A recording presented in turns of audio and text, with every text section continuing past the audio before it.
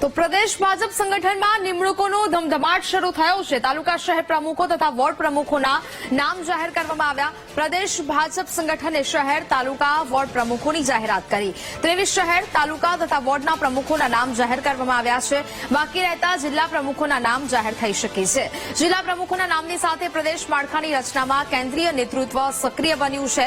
કેન્દ્રીય નેતૃત્વ તરફથી લીલી ઝંડી મળ્યા બાદ નામોની જાહેરાત થશે।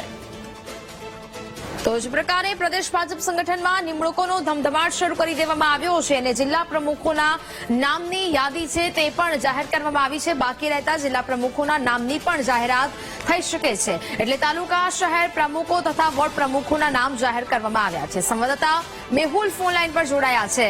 મેહુલ, પ્રદેશ ભાજપ સંગઠનમાં હવે નિમણૂકોનો ધમધમાટ શરૂ થયો છે, શું અપડેટ?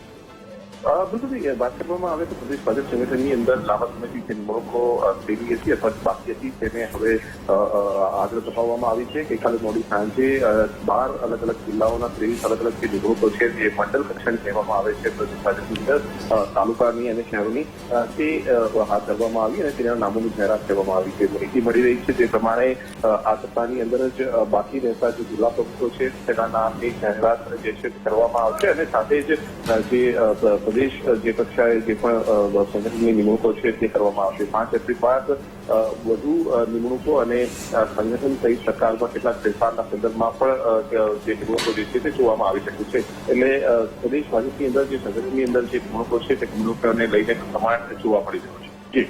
બિલકુલ મેહુલ, જાણકારી બદલ આપનો આભાર।